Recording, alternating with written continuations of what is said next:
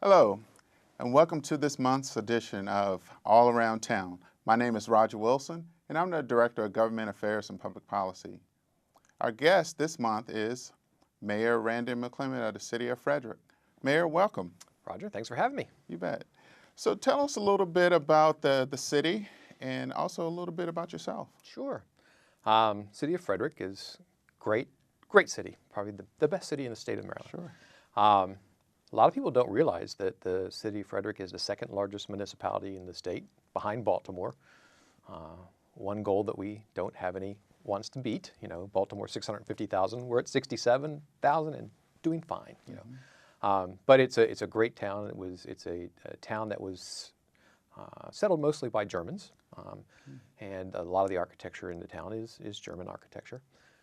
That's one of the oldest building we still have is the Schifferstadt House, which is now a museum. So we like our country charm, if you want to call it that.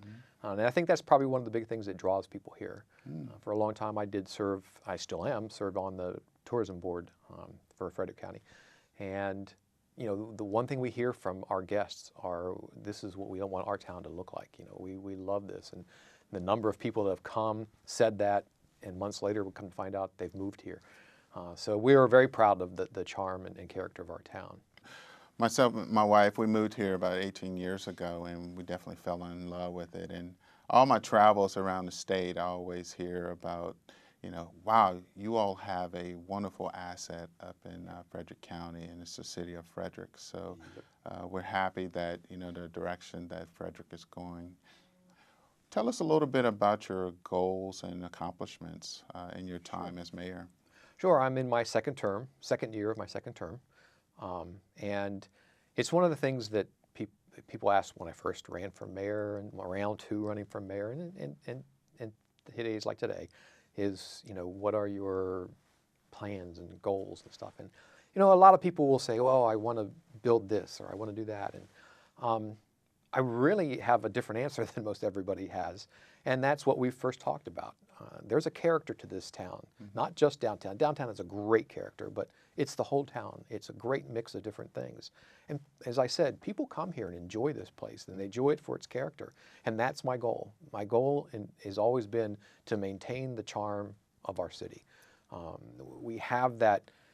The tagline for our bagel shop used to be big city flavor with a small town smile. Oh, okay. And it kind of fits exactly what I believe Frederick is. While we're the second largest municipality, we still act and look like a small town. And I think that's what gives the perception to the people is, wow, you're really the second largest municipality in the state of Maryland? Yes. You don't act like it. Thank you. That's what we're trying to do, and we do that with certain things. Carroll Creek Linear Park is probably a good example of that. That's a 27-year vision. That over the last 8 years or so has finally come to fruition, and almost the last phase of it is being worked on right now. But it has this charm. It's what people come to the town and they see this gorgeous linear park for what we've built so far, and are very interested in what the next section is going to be. But I also look at it as a way to, one, maintain our character, but two, help with the economic value of our town, the growth, and what it can bring. 2 years ago, maybe 2.5 years ago, 3 years ago now, time flies, the 60th administration made the decision that we were going to fund phase 2. That was about a $13-14 million project. And we knew that if we could do this, it would be the economic spark, and we knew that the east side of town was really the next growth area of our city. And the second phase of Carroll Creek was towards the start of the east side of our town. So we took that calculated risk, and it has paid off. We are seeing all kinds of movement down in that area. One is the old Union Mills building.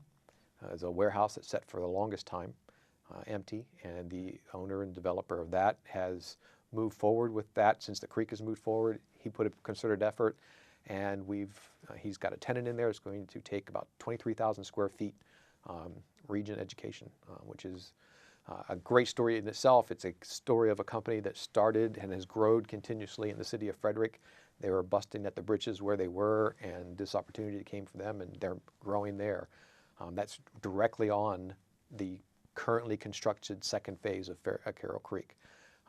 Bob McCutcheon from McCutcheon's Apple Products is directly across the street from that facility, and they have plans to expand their business. Bert Anderson at Chabreau has been working diligently on improving some of his buildings, expanding them, and getting tenants in there. Tourism Council is right there. The visitor center is right there. Probably one of the big things is our downtown hotel and conference center that we're trying to accomplish is right on that part of the creek.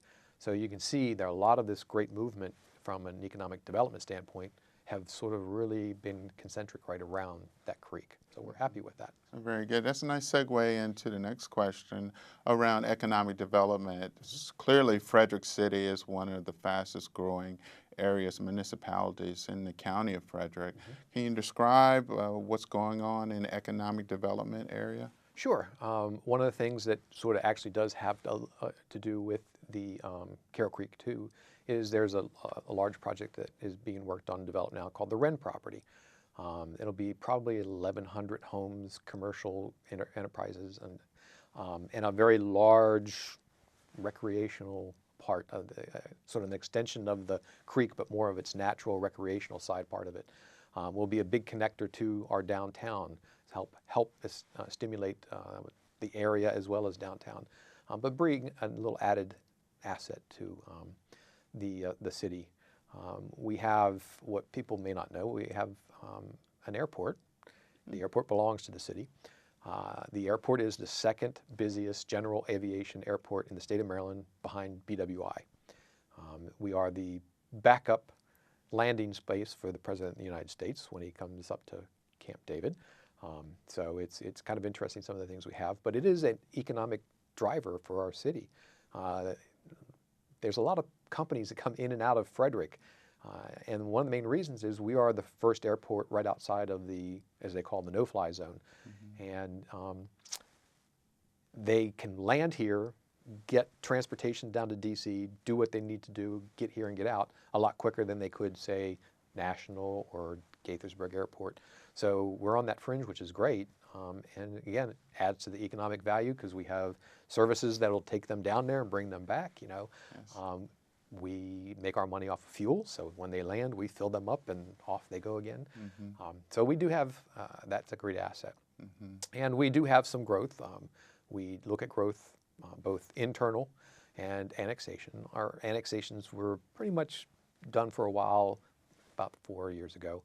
A lot of our growth now is looking internal, infill growth. So we're trying to do that in a way that sort of balances the growth against infrastructure needs against economic. And I think we've done a really good job. We don't move fast, but we move the way we're supposed to, diligently and responsibly. But everybody wants to be here. Yes. And so we need to be able to find ways to get them here and encourage them to be here. And then when they do get here, make it easy and efficient for them to set up shop, whether it be a house or a business or whatever. So we've done a lot of things to try to make that easier. Very good. And in my travels, I often individuals ask me, well, where are you from? I say, well, Frederick, and Fort Detrick is one of our major employees there. You want to talk about Fort Detrick and a little bit about the transportation, upcoming activities that we have. Yeah, Fort Detrick is the single largest employer for the city of Frederick. And, I always tell the generals in charge, I said, just remember, we have you surrounded. And they are a great partner as well.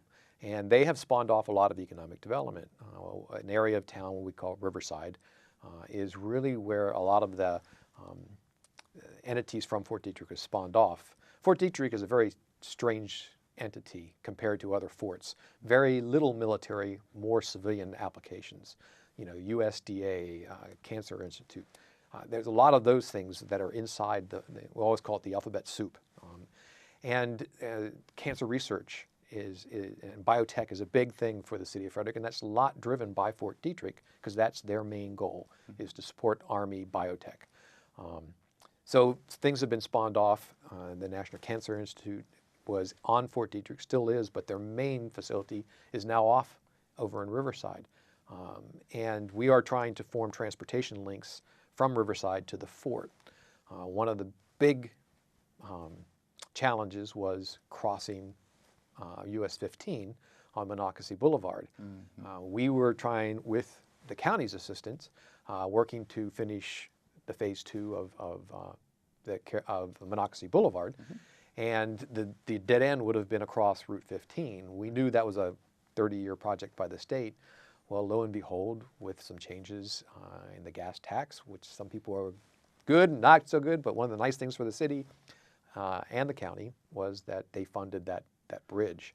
So we are on a dual path right now, working together to try. We finished Monocacy Boulevard. They're now working on that bridge. And what that does is provide the access across 15 to the fort.